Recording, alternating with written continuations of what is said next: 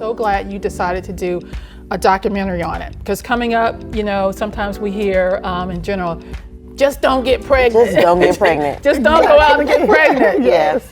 And also we haven't received the other information of, okay, this is when you need to get pregnant, you know, that type of thing, you know. Tell me, what made you decide to do a documentary feature on infertility? It wasn't a decision, really. I kind of feel like the film found me. I went in for my annual gynecological exam, and my doctor, who's excellent Black woman, Ivy League educated and trained, looked at my chart and she said, "Ms. Lockley, you have a birthday coming up. Your eggs are turning 41. What do you want to do with them?" And whatever else she said, I don't know, because I blacked out. At a moment. I don't know. And she kept talking, you know, great bedside manner, but I just kind of blacked out. I am a type A person. I know what I'm doing with life. I know where I'm going on vacation. I know what projects I'm working on. Like, I know these things. So the fact that she was asking me something that was important, and I had no clue what she was asking me, I didn't like that feeling. So I started researching, well, what does she mean? Like, what can I do with eggs? What does one do with them?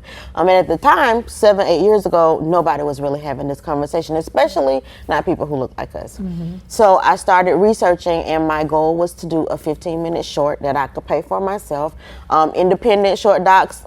So I produce as, like, that's what I do with my real life, not direct. I'm a director by default. But I knew I could do like $1,000 per minute in that, like $15,000, and I could, you know, do this short film to make sure that the girls I mentor, my nieces, the young women coming behind me, don't wake up at almost 41 trying to figure out what to do with an egg.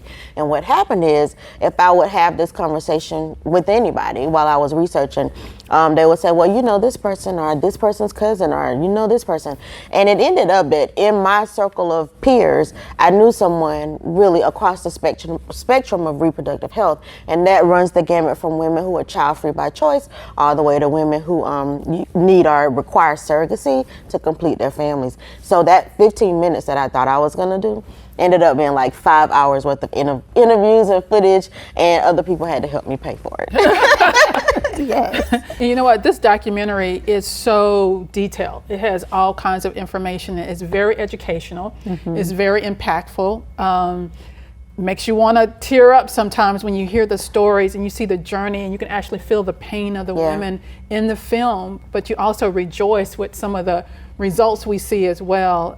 Very educational. Now, I know, Robin, you're in the film as well, being a therapist. I can imagine what you experienced, you know, dealing with Black women. It was such an honor to be able to be a part of it, and who knew that Chiquita's project would become this far-reaching.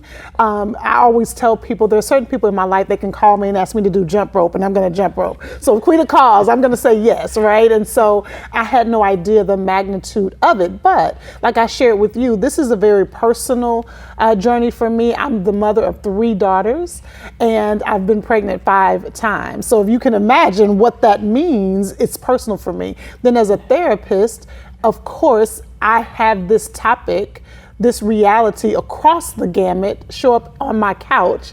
If not weekly, every other week, somebody is dealing with the realities of this topic. And the somebodies that come on your couch, and the many women that are in this documentary, but also we have like celebrities who are in your film who are open, and they talk about this. They're very open. Who are some of the people in the documentary? We have Keisha Pulliam, Andra Day, and Calais Stewart, and I'll tell you a little bit about each of them. So with Keisha Pulliam, we both went to Dispelling. We are both Deltas, so that's how I know she's my special. So I call, when Robin says like I could call and she'll answer, Keisha's like that too. So I called Keisha and I said, okay, I need a narrator. I'm working on a film. It's a documentary, and I have no budget, and I need a narrator. So she was like, yes, send me the script. She had a podcast at the time, so she went and shot it when she did her podcast. What happened is Keisha ended up needing IVF. So she started taping herself, and she called and was like, well, this is happening. I'm gonna self-tape. Let me know if you wanna use it. Of course, we wanna tell this story. And then COVID hits in the middle of her procedure, which had to stop. And part of what people didn't pay attention to when COVID hit, You could go to the hospital for essential procedures like a heart attack. You could go to the hospital. IVF was not considered an essential procedure. So wherever you were with that, you had to stop. You didn't get your money back. So if you paid $25,000, your shots have started, you've taken your test, they took your blood pressure, all of these body metrics that they have to take, you don't get your money back. So for some, and what she says in the film, what Keisha says is like, who knew it was the price of a car, because that's how much it ends up costing.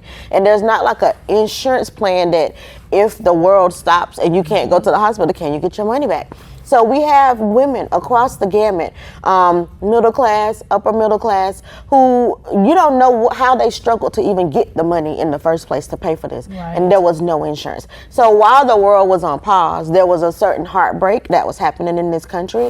And that was with women, families, couples who their procedures stopped in the middle of all of it, and then what do you do? So I'm happy to say Keisha now has a bouncing baby boy, so that worked out. But so she's in it, and we took the time to show this story, not be just because it's her, but because this was happening to so many people, and it was like a silent. It was very silent. Nobody talked about it. So we have her. We have Andra Day, who is Oscar nominated, Golden Globe winning. She did a movie that most of us are familiar with now. Billie Holiday story. Before she could do this story, if you are the key, like if you're in the one spot on a film, you have to get approval, like an insurance rider. And in order to do that, you have to go to your doctor, get the physical exam, and then they say like, yes, you're healthy enough to do this film. She goes in and they tell her that because she has to lose a lot of weight in a short window of time, they could not promise her that she would have her fertility on the other side of it. She said, you should probably freeze your eggs, because you're going to put your body through a lot of trauma, and you're 34 years old. And so that kind of shocked me because, when I was younger, probably like 20, 21, I really didn't have intentions of having children.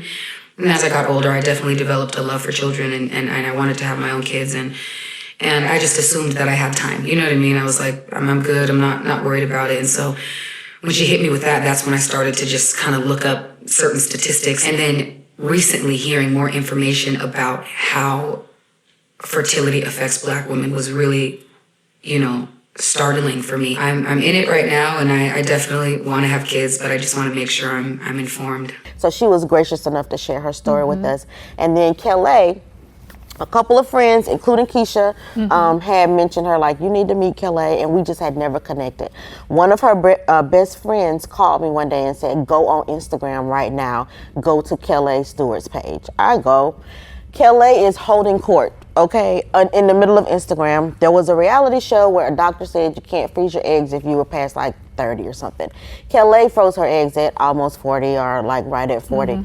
And so all of the people were in her comments like, oh my God, am I having a, nervous breakdown today or not? Because this woman just said this on the show. And so Kelly was like dispelling some of those myths.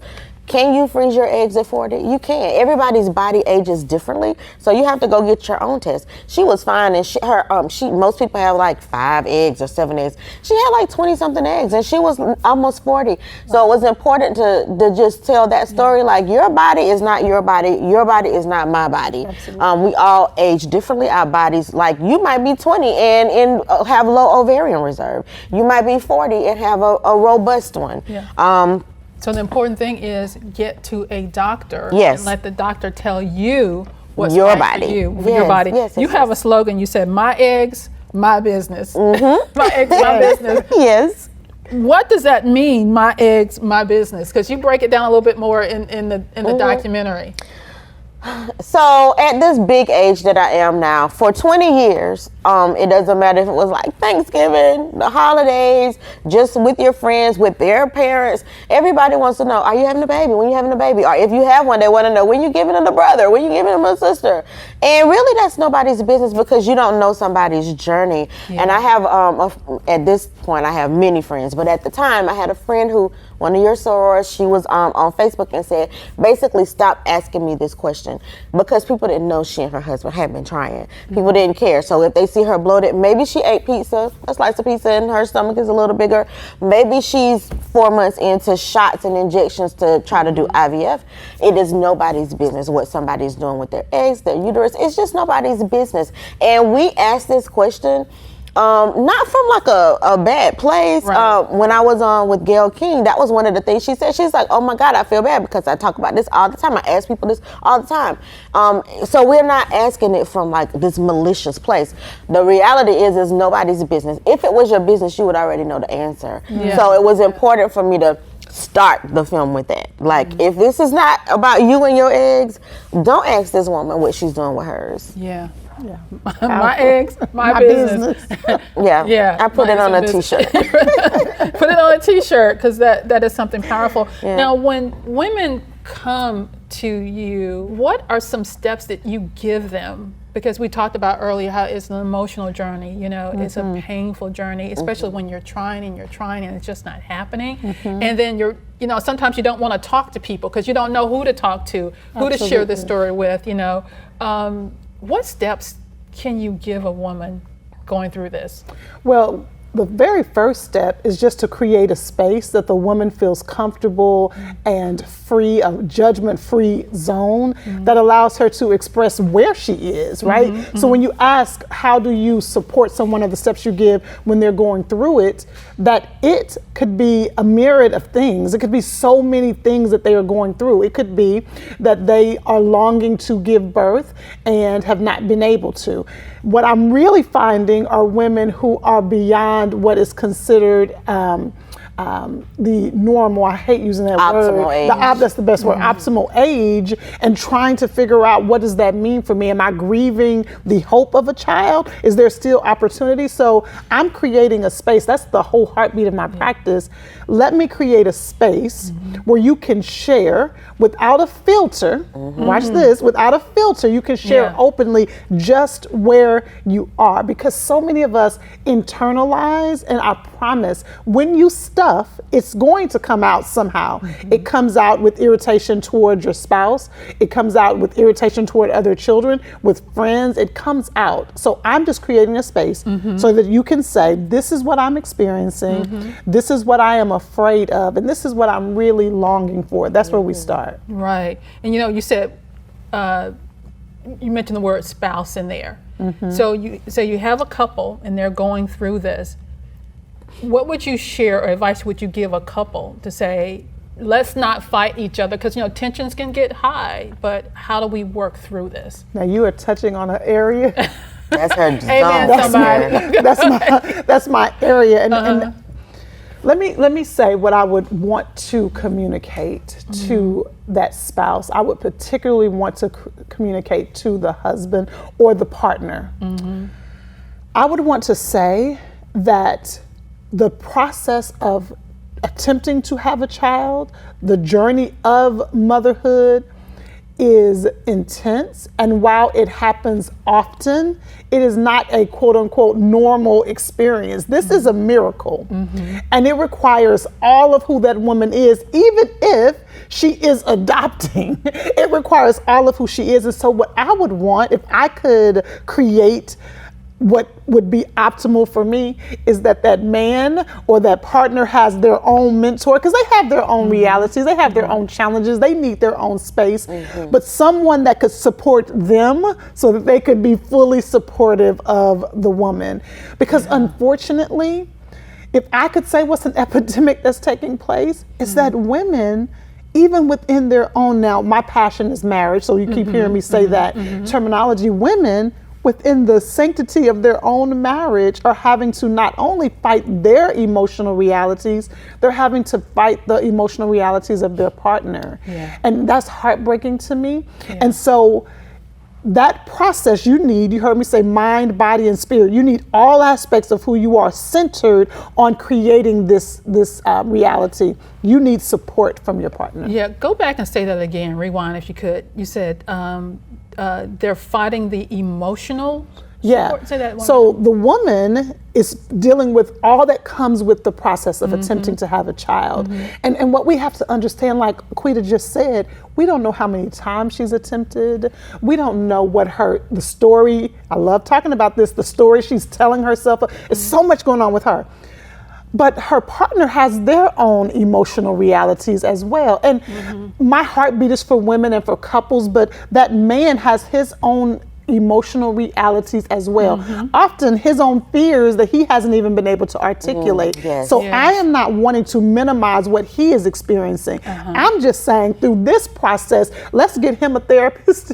Let's get him a big brother. Let's get him a pastor. Let's get somebody who is walking with him so that he can then be emotionally available for her. And what does that look like? Encouragement, letting her know that I love you regardless of what's happening. I love you regardless of what the outcome is going to be. We are in this together. You're not fighting this by yourself. One of the things you heard me say on the documentary is that we were not created for Isolation Island. That is That's good. what I need to put on a t-shirt. I'm gonna write that. We were not created for Isolation Isolation Island Island, because so many women fight private battles Yes. by themselves. They go inward because when they've tried, because that strong black woman idea or that superwoman idea, when you try to be vulnerable, especially when you're type A women like you and I, when we show vulnerability, it's brushed, girl, you'll be all right. Yeah. Child, everybody deals with that. And so when that happens, what do? Oh, okay, I don't have a safe space. And so we fight so many private battles because of shame, because of fear, because of the story that we have created or that has been created for us. I could go on and on, so I'll stop here. I just want women to not do it by themselves. It doesn't have to be hundreds of people. Get you a solid 3 or 4. Build your team. I call it an advisory board. Build your team of people that are insulating you as you go through this process. Yeah. You see why we had to have her in the film? I see why you had to have her in the film. I see why you had to have this documentary. And although it's been out for a little bit, it is important that this story continues until as many women that needs to see this film sees it. So guys, I'm going to encourage you, be sure to see Eggs Over Easy. Now, before we leave, I like to do Mythbusters. I'm going to do a little true and false with the two of you. Okay. Okay. Here we go. Okay. Okay. So, all right. So first myth, true or false? Black women are less likely to experience infertility. That's false. And you can pull the studies. We are twice as likely to experience infertility and half as likely to get treatment. So you do have like some right numbers, but they're in the wrong spots. So twice as likely to experience infertility, half as likely to seek treatment. Partly because of the shame of it, partly because historically we're like fertile myrtle. That's the trope, the fertile myrtle trope. We're supposed to be able to do this naturally. So there's a shame attached to not being able to do it. So we don't go to the doctor. The other part of it is financial. We feel like if we need to have help, we can't even afford to do it. And then when you look at us making like it fluctuates 58 to 61 cents on the dollar of white men. So that's already like a financial hurdle. And then just the cost is so extreme for a lot of women. So if I can't pay for the services I need, why even go? So twice as likely to have infertility, half as likely to get treatment. Wow. Yeah. True or false? Infertility is primarily a problem for older women, so it doesn't affect young black women.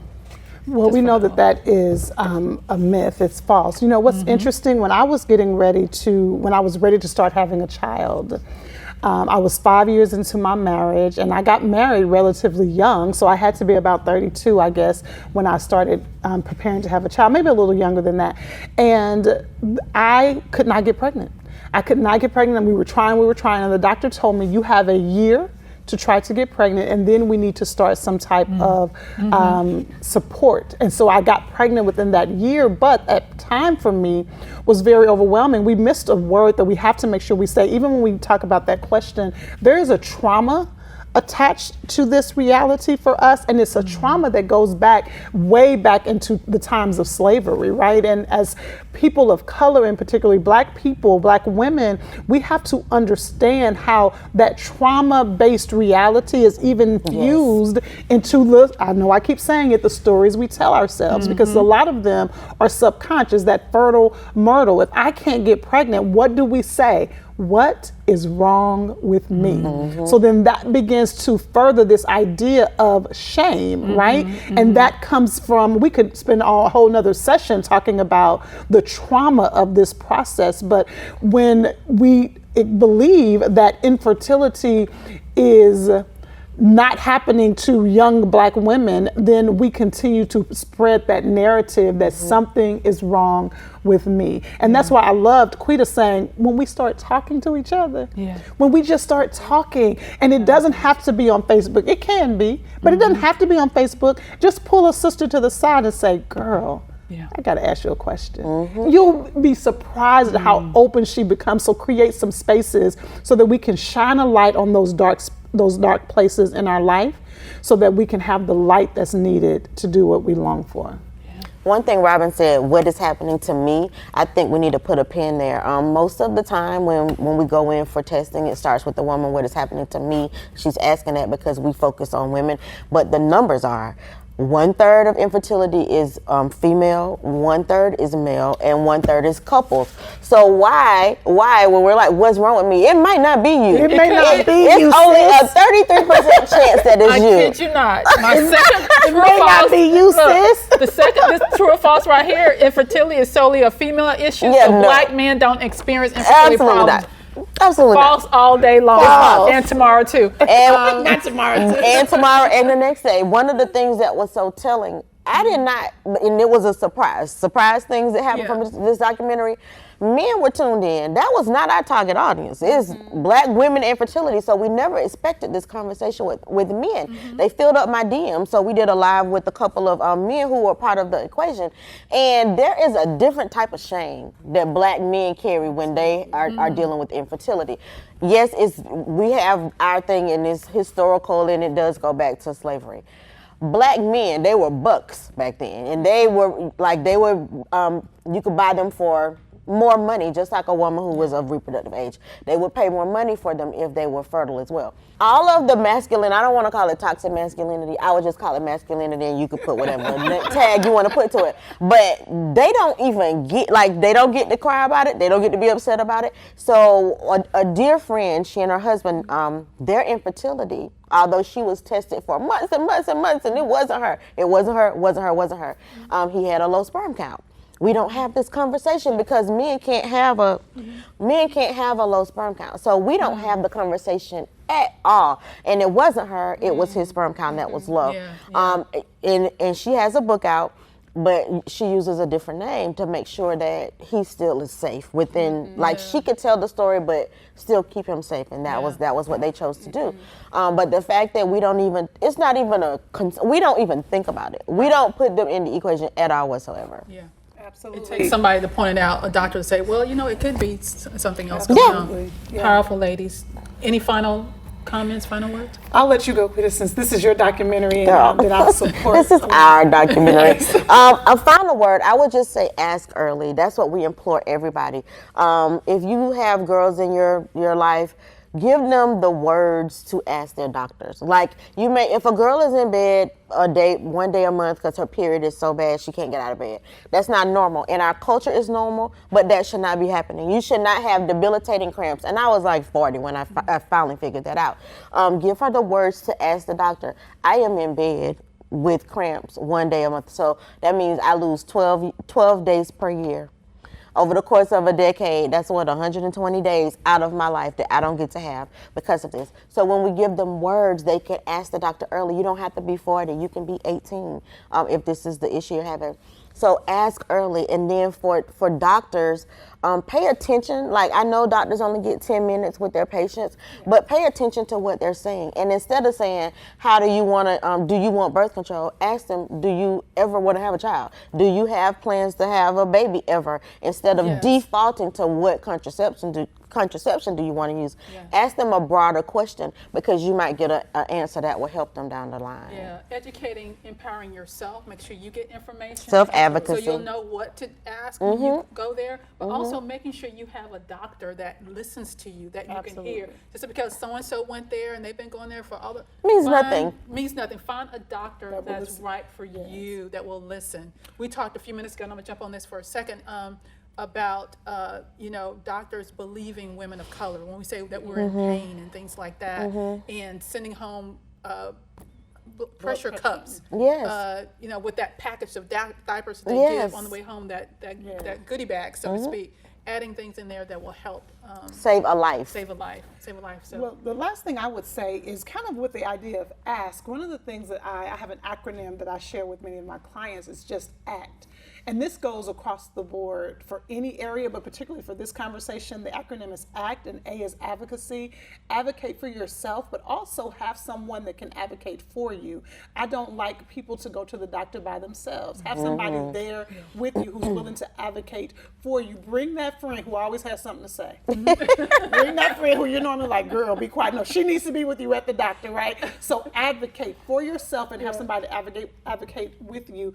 The C is create safe spaces. Create safe spaces where you can be honest about what you're feeling and that people can help you navigate, and then tell yourself the truth. Because what often happens with Black women in particular, or women of color, we are so used to being resilient. We're so used to carrying heavy loads. Yes. We're so used to being the martyr. We're swooping in with our cape that we don't even tell ourselves the truth about what we're feeling and what we are experiencing. So you cannot change what you don't acknowledge. You cannot change what you don't acknowledge. So as long as you continue, this is what I tell people, you are doing what you saw grandmama do or what you saw mama do. I'm from Texas, we say auntie, what you saw your auntie doing, but your grandmama and your mama and your auntie are sitting on my couch because they're exhausted, worn out, and broke down. And so I know you saw them being strong, and they are. They're amazing. Maybe they had to. They had to be. Yes. They are amazing and they are resilient, but they would tell you, sis, sit down and rest. So tell yourself the truth. So advocate for yourself and have others advocate for you. Create safe spaces and tell yourself the truth. Tell yourself the truth. A word. I love that. I love that. Well, my mom, I used to go to the doctor with my mom, and the doctor one day said, do you have any questions? And my mom's answer was, well, she's on her way. She's talking about me. The questions are on her way. The questions are on the way. Before I got there, she told me that story. So definitely I love that. Yes. Guys, you've got to see this documentary. It is powerful. It is life-changing, and share it with all the women and the men in your family, the men who will watch. But it is a must-see. If you have a young, teenager, let them see this documentary. It's very educational. It's very, very educational, and you won't be sorry. Ladies, thank you guys so much for joining us. Robin May, life coach, therapist, Chiquita Lockley, producer, writer, director. Director by default. Thank you. Thank you for having us. You did a wonderful job. Thank you. Guys, always remember to be kind to yourself and others.